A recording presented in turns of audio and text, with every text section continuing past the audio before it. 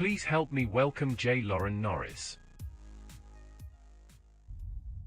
My stepdad used to say something all the time. You just got to do something. Don't sit around doing nothing. Do something, even if it's wrong, just do something. I'm not sure that's the best advice, but it was the advice that I got on a regular basis. That's what I want to talk about in this episode of Leading Leaders.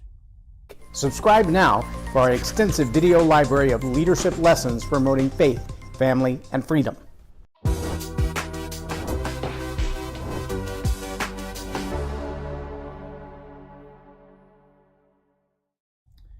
I'm J Loren Norris with Leading Leaders Podcast, and I don't know if you caught the last episode, the biggest A in leadership, but the biggest A in leadership, turns out it's accountability. It's actually saying what you're going to do and then doing what you said you were going to do, right? Otherwise known as integrity. But accountability, although it starts with you, and as a leader it ends with you, it also usually requires a little outside influence, and it requires other people to be able to look at you and go, yeah, you're not quite measuring up to what you said you were going to do. You told me what you were planning to do. You showed me your plans, but that's not what I see. See, accountability is that outside influence as well as your own internal pressure that says, I'm going to do what I said I was going to do. Integrity, accountability, holding yourself accountable. Apparently in some places in government and even in churches and small businesses and even in tiny little one-on-one relationships, accountability is a really hard thing to achieve. So I want to challenge you to face the biggest A in leadership of accountability and be integrous and then follow the necessity of accountability if you want your leadership to continue to grow. But today I want to talk about the second biggest A in leadership. See, it's one thing to have all the strategies, to have the plan, to have it figured out. I mean, you set your goals, you know what it is you want to what you want to accomplish. You have a sales plan. I need this many new customers and I have to sell them at this average price and the profit margin is going to be X percentage based on the cost of goods sold and the product that I'm selling, and all of that's good, and in fact it's absolutely necessary information. But the question really is, will you take this second biggest A into account? Because all the strategy in the world, all the sales plans in the world, all the goals in the world, all the initiatives. I was talking to a client just the other day, and they were talking about how they've got people on their team that are not turning in the numbers that they want them to turn in. And I said, well, tell me how you've got your system structured. And they said, well, as a leader, my job is really kind of to hand them all the tools and then see to it that they deliver the results. And I said, well, I don't disagree with that to an extent, but I will say that it's really hard for them to deliver results if they're not incentivized to deliver those results. And so what would those incentives look like? And they kind of looked at me like a deer in the headlights, and they're like, well, they get a paycheck. And I'm like, well, do they get a paycheck to show up whether they deliver the results or not? Another deer in the headlights look. And I said, it's one thing to say, I'm going to pay you, I expect you to show up, I expect you to deliver results. It's another thing to say, I'm going to pay you based on the results you deliver when you show up. That's a whole different ballgame. Now, I know a lot of people who've been successful in sales who will tell you without a doubt, if they're truly successful in sales, they're perfectly happy to sell on a straight commission. Perfectly happy to sell on a straight commission as long as there's no cap to their earning. And there's a reason for that. Let me also tell you this, though. Those people who are happy to sell on a straight commission, they have a really good sense of what product's going to sell, who the demographic is going to sell to, whether or not your price point is right. And so your ability as a manager, as a leader, to hire somebody who's ecstatic to work on straight commission is really going to put you to the test, because they're going to review everything in your system to make sure that the potential earnings that you're proposing to them are realistic, are practical. There are a lot of people who have great ideas about building a business, and I'll give you 10%, or I'll give you 20%, I'll give you 30%, I'll give you 25, 30% of everything that you sell. And you think, well, that's great. Tell me this. How much of that's been sold in the past? I mean, if I just took your gross sales from last year, divided by the total number of salespeople you have, assume that they all got 20%, what did your company operate on? Well, let me simplify it. Let's assume you have one sales rep, and last year they got paid on the gross revenue sold up 20%. What did your company make last year? $1 million? So they made $200K? Not bad. What did your company make last year? 61. So their 20% was 12K. Who can live on 12K a year? Nobody. Nobody can live on 12K a year. I mean, even if you're getting food stamps and Section 8 housing, you can't live on 12K. You apparently still have to have a TikTok channel. Yeah, true story. She's getting $4,000 a month in food stamps. She's got her house paid for 90% by Section 8. She's driving a $750 a month 2024 BMW because food stamps are paying her way. That is not the way the system's supposed to work. But even then, living on a 12K income isn't going to work, which means that commission sales rep who's willing to work on a straight commission with no base salary, no draw, no guarantee, that rep is not going to come to work for you because you don't have the volume. You don't have the proven evidence that their sales skills are going to pay off. I'm sorry to tell you that. But see, the greatest sales strategy, the greatest initiatives, the greatest even incentives, if you've got a nice compensation package, they still don't get results. They might lead to results. They might point the direction of results. They might even help you to measure the results on the backside. See, that's another challenge that a lot of people have is they have no mechanism for measuring the results. They couldn't look at you and go, well, this is what we did last year. This is what we did this year. This is what we're going to do next year. They don't have a clue. They don't know where it's going or where it came from. They don't know what numbers they need to hit. They haven't figured that out yet. How much money do you need to make every month? Well, as much as it takes to pay the bills. Well, how much is that? I don't know. Okay, well, you're going to have to know that. You're going to have to do the homework, do the research, start breaking things down line by line. That's what a business plan is for. If you don't have a business plan, you can go to the Small Business Association, the SBA, Small Business Administration, and they will actually help you to craft a business plan. They will look at all the things that you sell and all the things that you buy and help you put together the numbers to create a P&L so you can look at it and go, if I'm going to buy this, and this, and I'm going to pay these people, and I've got to cover these expenses, then I need to generate this kind of revenue in order for me to be able to make a living at this. And once you've got a really good look at that, then you might want to go back to Brandon Dawson and some of his work and listen to the idea of the different levels. So to get from less than six figures to the first million, from the first million to 5, from 5 to 10 or 15, from 15 to 25, and then over 100. There are steps and stages along all of the way. And in each of those steps and stages, he'll tell you that if an employee comes into your team and they don't represent to your organization around $250,000, you don't have a solid process, or you have the wrong employee. That's harsh news. That's really harsh news if you've got 8 employees and you're not doing 250 altogether. That's really harsh news. If each employee is supposed to bring 250 to the bottom line and you're not making 250, maybe you, like me, as a solopreneur, you got to ask yourself, what is the second biggest A in leadership and why is it not happening for me? Why am I not seeing the results that I need? And I'm about to tell you what the second biggest A is, and I can also tell you that I struggle with this second biggest A myself because I do it, but I don't do it pointed in the right direction. Yes, confessions of a leader. And I want you to know, when you start putting this into play, and I've done it in the past, so I know that it works. There's no question in my mind that it works. But it's extremely, what's the right word? Precise in its application. And if you don't apply it, no results. If you do apply it, but you apply it in the wrong place, limited results, but probably closer to no results.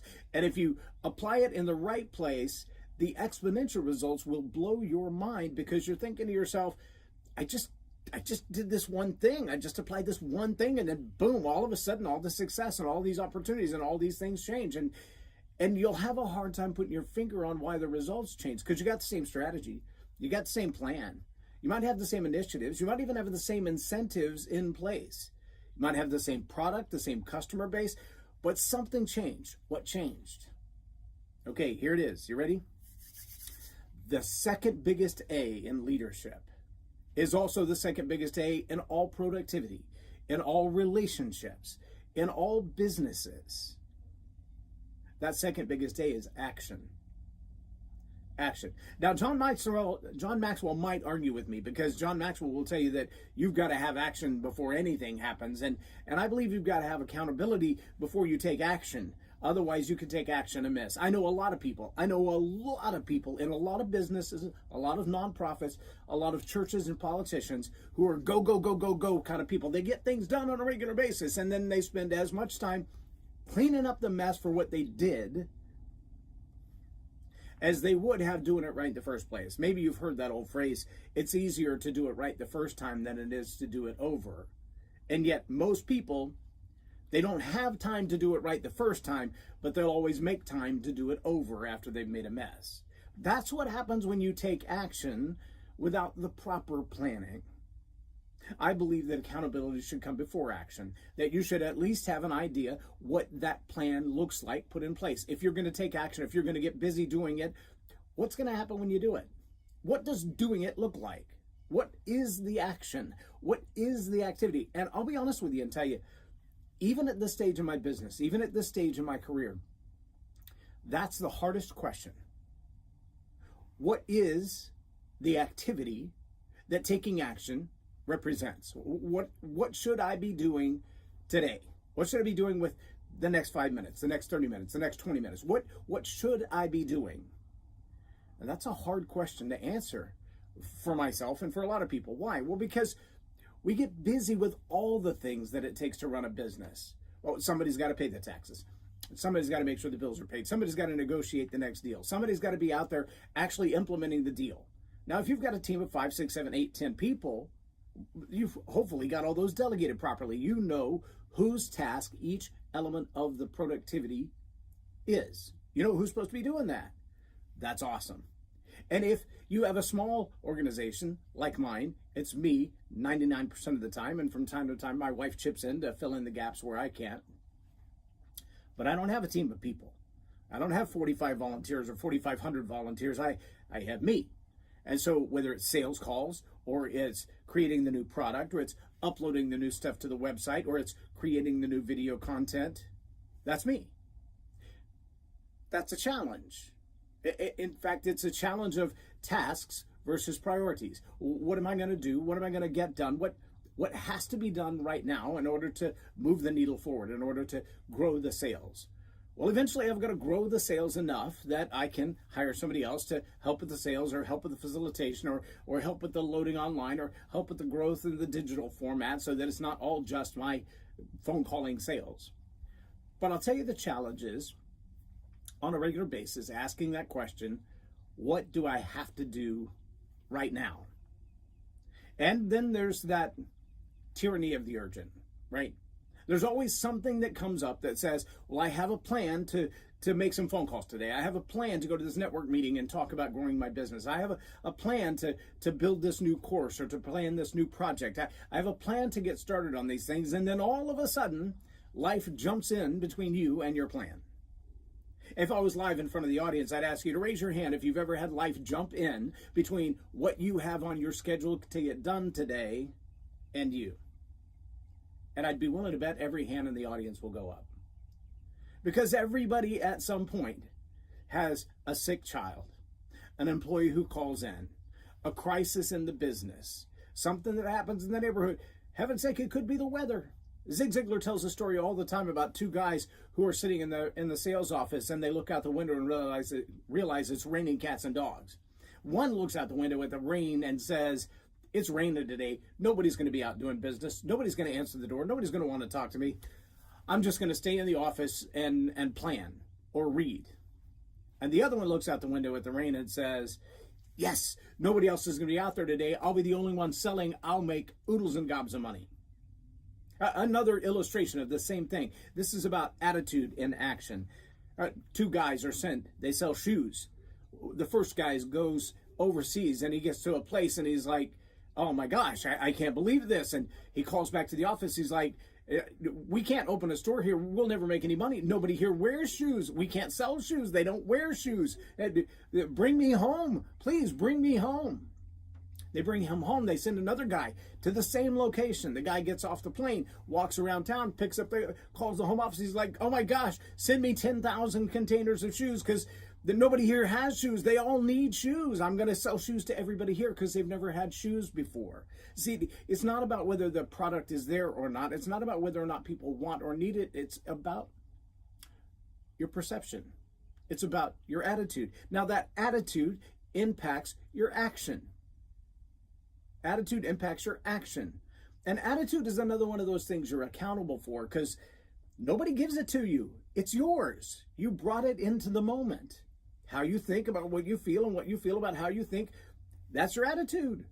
How you deal with every circumstance that comes up. And if you're asking yourself, what action am I supposed to take? What am I supposed to be doing right now? Get with your leader and ask them that question. And if you don't have a leader who can answer that question, again, Small Business Administration can help you with a business plan or a profit and loss statement. All of those things are going to be very beneficial for you building your plan. And if that doesn't work, then you need to ask yourself the question, what kind of income do I need to create? What does that look like? What's my average customer worth? How many people do I have to call on to get an average customer?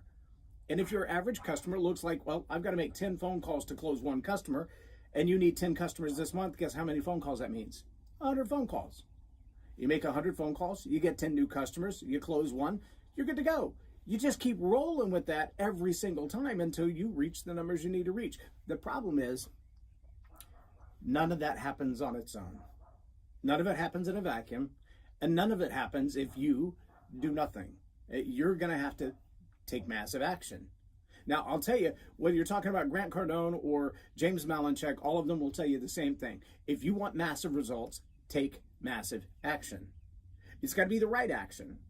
James Malinchak does a great illustration in his live seminars where he says, I'm going to go into the next room, and he walks over to the wall and starts banging his head against the wall. And everybody just kind of looks at him like there's something wrong with him. And if you bang your head against the wall for a while, there probably will be something wrong with you. And he says,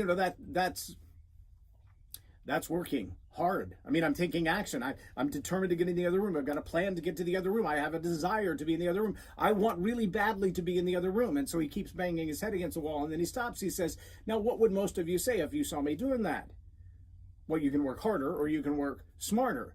And he said, well, smarter. So how many other ways could I get through to that other side? And people start throwing their hands up. They're like, well, you could get a shovel, you could get an axe, you could get a pick, you could use a chair. So he grabs a chair, he runs up and starts acting like he's banging a hole in the wall with the chair.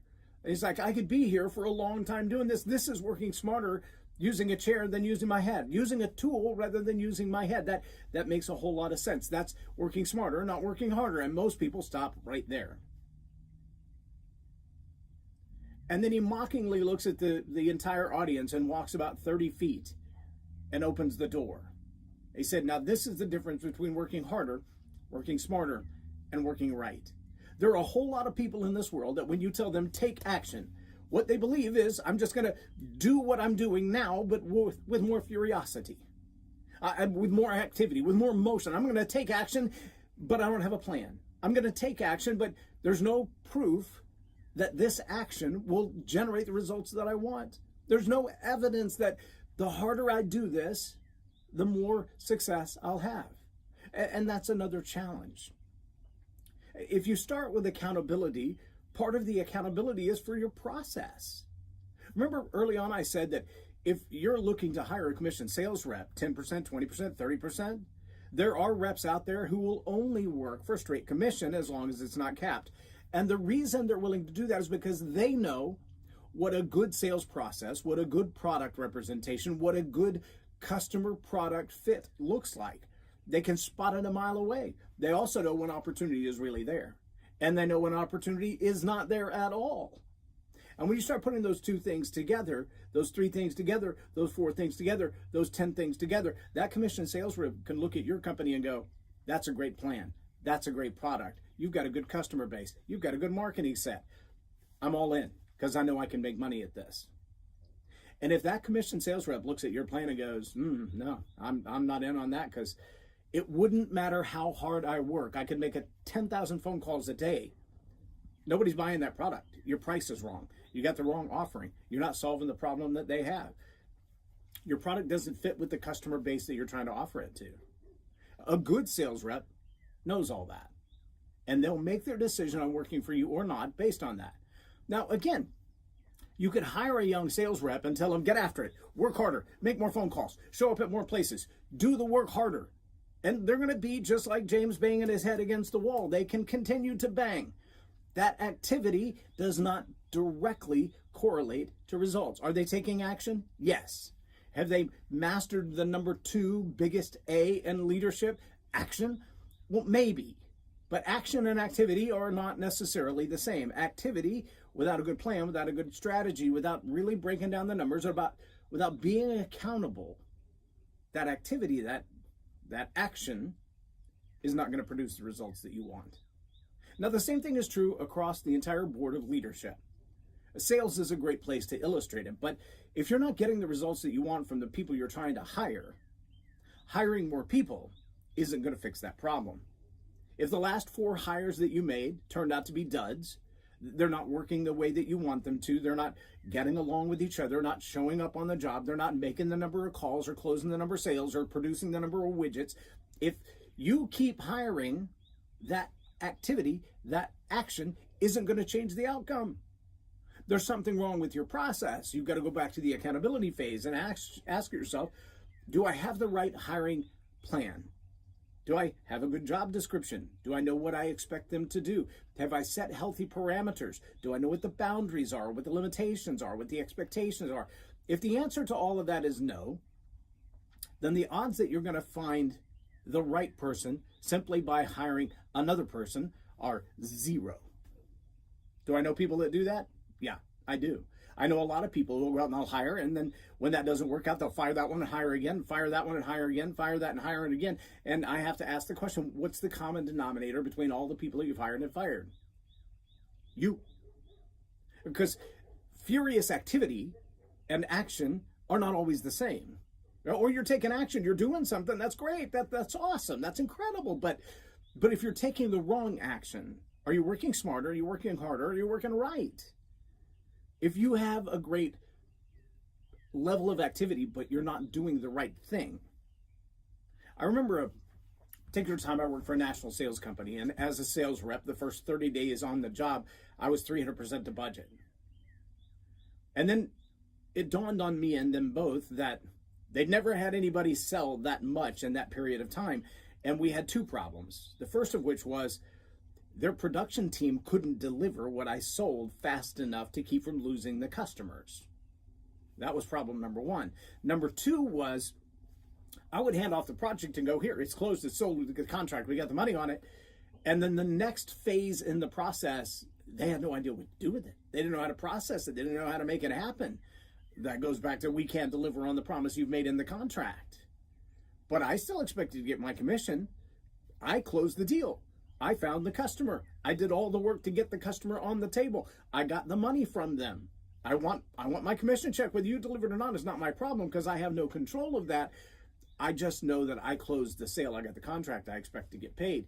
The second problem was when we started going through the hiring plan, what they told me, if you just make 100% to your sales budget, if you just do what we expect of you, you're going to make X number of dollars.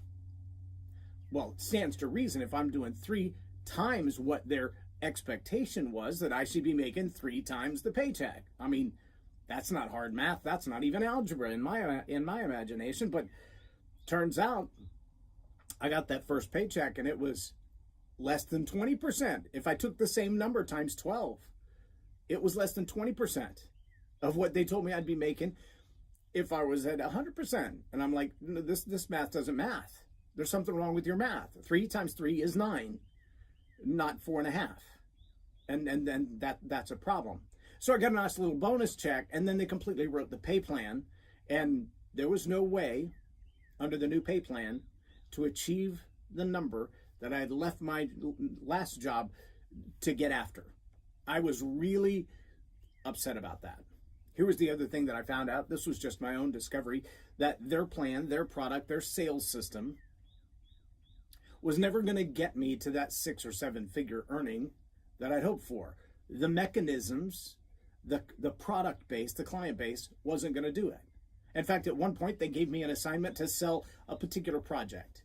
And they put me on that project, and I reviewed the project. I looked at, what are we going to sell? Who are we going to sell it to? What is the end result going to be? If the customer's happy at the end that they bought what they intended to buy and they got the results they expected to get from what they bought, what would that happy customer look like? And when I kind of walked through that process in my head, I talked to 1 or 2 customers about it who, all honesty, they were not customers who would have even been somebody I would have offered this to, because it didn't fit their need. But I just kind of threw it out as an idea and said, what would you think about this? And they were like, I'm sorry, you're going to have to explain that to me again. It doesn't even make any sense to me. And I thought that's exactly how I feel. It doesn't make any sense to me either. And so when they came to me and said, I want to know what your commitment is, how many of these are going to sell? I said, I would prefer to be assigned to another project. I think that one's going to be a total bust. I don't know who came up with that plan, but I think what you're selling to the wrong people, to the wrong place, at the wrong time, you're not going to deliver the results that the people paying you are expecting. And so if there's any way without losing my job that I can be out of that project, I want out of that project. I think it's going to be a bomb. And they put me back on some other assignments, and turns out, guess what? That project was an absolute bomb. Now, there were people making 100 phone calls a day to sell that project. They were calling everybody and their cat to try to get that project filled, and they sold some. And they refunded everybody that they sold because it was such a disaster. It was a horrible plan. And anybody with a little bit of experience knew that the plan that they intended wasn't going to work.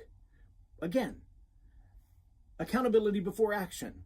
Taking massive action, being furiously busy, if you're doing the wrong thing, is wasted activity. It's wasted effort. It's like trying to get from one side of the country to the other on a treadmill. You're not going to get there. Oh, you can be busy. You can be active. You can be sweating. Your joints can be hurting. You can be out of breath. You can run as hard, as fast as you can on a treadmill. You will never get from one side of the country to the other because treadmills don't move. That's furious, standstill activity. Now, I hope you're seeing the point that I'm making, and that is you have to take action. The first question you're going to ask yourself is, what is the plan that I have? Am I accountable to the plan, to the strategy, to the goals, to the visions, to the initiatives? Has anybody analyzed that to say, yeah, there's a good expectation that that's actually going to work? One of the challenges that I have, my own personal, I'm just giving you my own personal truth, my own story. No, I don't own my own truth. I hate that phrase. The truth as I experience it. How's that? The truth as I experience it in my life is that I don't take the action to do the sales because sometimes I'm not exactly sure who it is that I want to call on today. Why? Because I've got 5 different things that we do in our business that generate revenue. And on some days I am focused on that lane, that business, on live events. And in live events, I'm doing audio and visual and microphones. In live events, I'm emceeing an event or I'm hosting an event and I'm providing all the technical background of the event. But that's one lane. Another lane is I do teaching and training and coaching, and I sit one-on-one in front of my Zoom with people for 2 to 4 to 6 hours a day. And there are weeks where I'll do 4 days of 8 hours of nothing but coaching. And I love it. That's my greatest strength at its highest level applied. I can do the AV stuff. I've been doing it for 20 years. On another level, I'm working with mentoring and coaching young people. I love that too. I get a thrill out of that. I have a great time with that. I get to see great results with that. Which one do I sell? And see, the challenge is when I pick up the phone to make the phone call to sell, I've got to think, which mode am I in? Sometimes it's an inbound call and I have to suss out, where did I meet them and who was I when they met me? What mode was I in? Was I in AV mode? Was I in MC mode? Was I in speaker mode? Was I in trainer and coach mode? What lens do they see me through? And that's a challenge to sell. That's a challenge probably for anybody. But for me, I've got to choose that lane. I've got to take the right action by getting busy on focusing on what it is that I want to sell. Let the other things fall to the wayside. Let them come when they come as inbound sales, but focus on the one that's going to move the needle the most, and then commit myself to taking right action to grow those things.